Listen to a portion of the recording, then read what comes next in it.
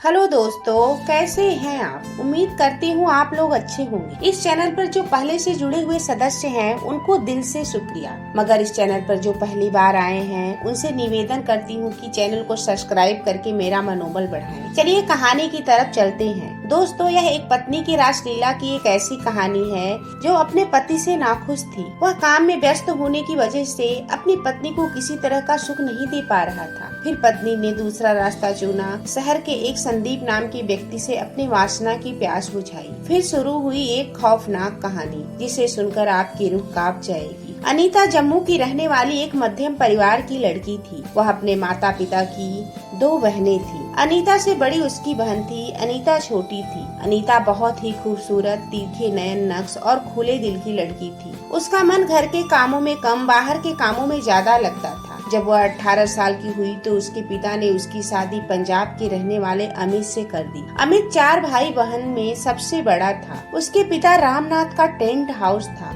वह पिता के साथ उसी पर बैठता था। करीब 10 साल पहले सन 2014 में अनीता के साथ उसकी शादी हुई थी। अनीता जम्मू की रहने वाली थी। दोनों की गृहस्थी ठीक ठाक चल रही थी। अनीता 2 बच्चों की मां बन गई। वह काफी बोल्ड स्वभाव की थी।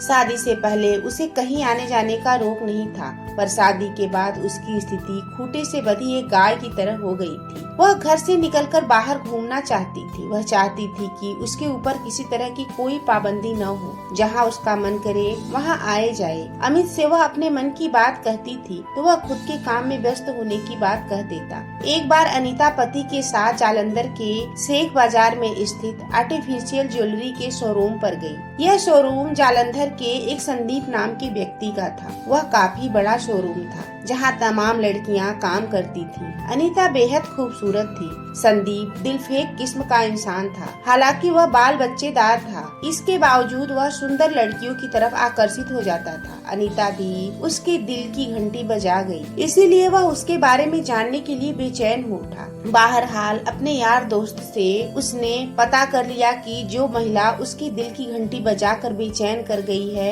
उसका नाम अनीता है और वह कटरा मोहल्ला की रहने वाले अमित की बीवी है। इसके बाद संदीप ने कटरा मोहल्ले के ही रहने वाले अपने एक दोस्त से अनीता और उसके परिवार के बारे में पता किया और अनीता से नजदीकी संबंध बनाने का उपाय खोजने लगा। संदीप ने सोचा कि पहले अनीता के पति से दोस्ती की जाए, पर पता चला कि अमित तो दिन भर पिता के साथ टेंट हाउस में बैठा रहता है। वह किसी के साथ उठता बैठता नहीं है। दोस्त ने बताया कि अनीता को घर में कैद रहना पसंद नहीं है, वह कहीं नौकरी करना चाहती है। यह सुनकर संदीप खुश हो गया। उसने दोस्त से कहा कि वह किसी से अनीता के पास यह खबर पहुंचवा दे कि उसकी ज्वेलरी के शॉप में एक काउंटर गर्ल की जरूरत है। दोस्त ने यह बात अनीता तक पहुंचा दी। अनीता अपने घर वालों की इच्छा के खिलाफ नौकरी के लिए संदीप के शोरूम पर पहुंच गई। संदीप ने औपचारिक बातचीत के बाद उसे नौकरी पर रख लिया। इसके बाद दोनों में बातें होने लगी। जल्दी ही उन दोनों की दोस्ती भी हो गई। संदीप ने अपने लच्छेदार बातों से अनीता को जल्द ही अपने जाल में फंसा लिया। कुछ ही दिनों में अनीता वहाँ केवल मुलाजिम ही नहीं बल्कि संदीप के दिल पर राज करने लगी। केवल संदीप ही उसे नहीं चाहता था बल्कि वह भी संदीप की दीवानी हो गई थी। अनीता और संदीप के बीच अवैध संबंध बन गए थे।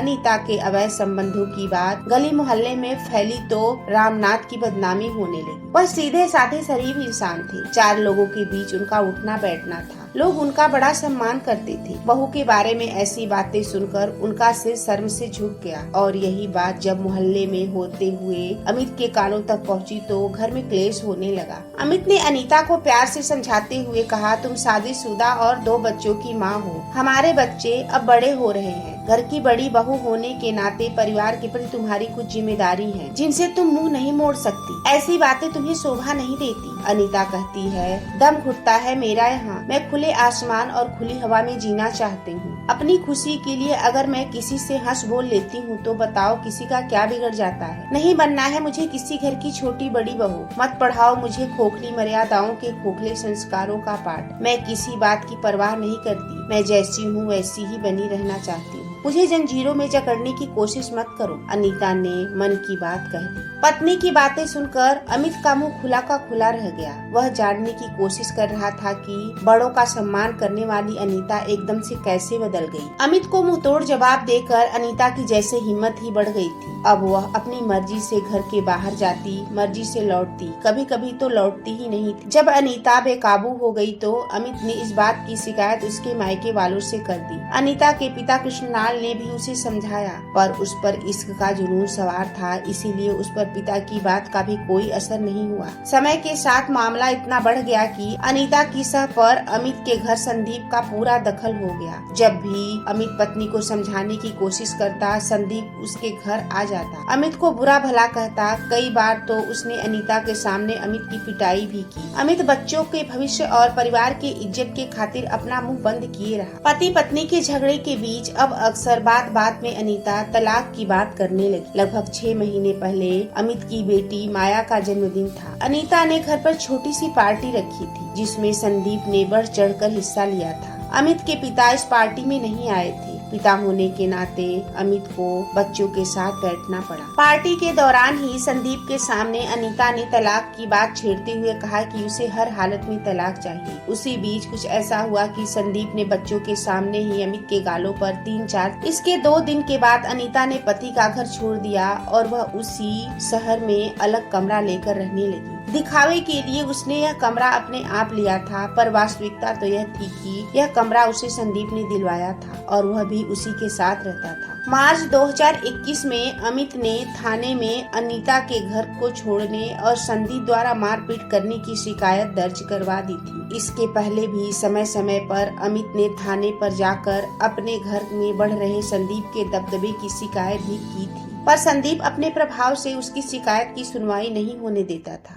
स्थानीय भाजपा नेता होने के कारण संदीप का क्षेत्र में काफी दबदबा था, पर इस बार अमित ने पुलिस के बड़े अधिकारियों के सामने गुहार लगाई थी, इसीलिए उसे थाने में पेश होना पड़ा। पुलिस पर दबाव बनाने के लिए संदीप पार्टी कार्यकर्ताओं की पूरे काफिले के साथ थाने पहुंचा था। उसने पुलिस के सामने लिखित में माफी मांगते हुए अमित से कहा था कि आज के बाद वह उसके घर कोई दखल नहीं देगा। उसके 2 दिनों के बाद ही अमित को अनीता का तलाक के लिए भेजा हुआ अदालत का नोटिस मिला। उसी शाम अनीता ने अमित के घर पहुंचकर उसे धमकी दी कि बात बढ़ाने से कोई फायदा नहीं, वह उसे तलाक देकर अपना पीछा छुड़ा ले, वरना अंजाम बड़ा भयानक होगा। अमित अदालत की नोटिस से उतना नहीं डरा था जितना अनीता की धमकी से डर गया था। वह अच्छी तरह से जानता था कि अनीता की इस धमकी के पीछे संदीप का हाथ है। वह संदीप की दबंगई से अच्छी तरह से परिचित था। इस बात से अमित डरा डरा रहने लगा। उसकी समझ में नहीं आ रहा था कि इस मामले में क्या करे। पत्नी की वजह से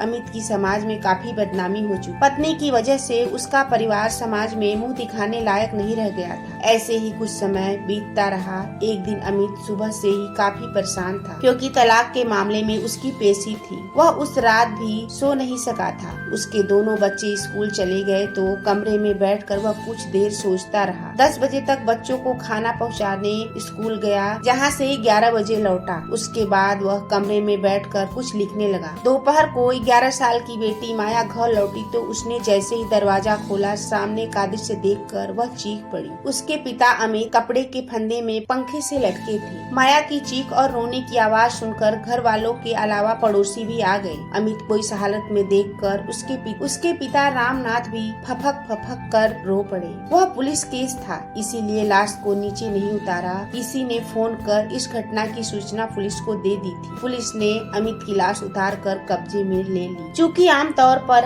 आत्महत्या के मामलों के आसपास सुसाइड नोट मिल जाता है, इसीलिए पुलिस ने कमरे की तलाशी शुरू कर दी। इस तलाशी में बेड के गद्दे के नीचे एक सुसाइड नोट मिल गया, जिसमें अमित ने अपनी मौत का जिम्मेदार अपनी पत्नी अनीता और उसके प्रेमी संदीप को ठहराया था। इन्हीं दोनों की डर की वजह से मैं मौत को गले लगा रहा। पुलिस ने मृतक के घर वालों से जरूरी पूछताछ करके लाश को पोस्टमार्टम के लिए जिला अस्पताल भिजवा दिया और मृतक के पिता रामनाथ से बयान और सुसाइड नोट के आधार पर अनीता और उसके प्रेमी संदीप के खिलाफ आत्महत्या के लिए उकसाने का मुकदमा दर्ज कर लिया। मगर पुलिस घटना स्थल पर जब कार्रवाई कर रही थी तो रोती बिलखती अनीता वहां पहुंची, लेकिन पुलिस ने उसको भी हिरासत में ले लिया। दोस्तों, हमारे समाज में ऐसे कुविचार वाली औरतों को आप क्या सजा देना चाहोगे, जिसकी वजह से एक भरा भूरा परिवार समाप्त हो गया? कमेंट करके जरूर बताइए और चैनल को सब्सक्राइब करके बेल आइकन को दबा दीजिएगा। धन्यवाद। मिलते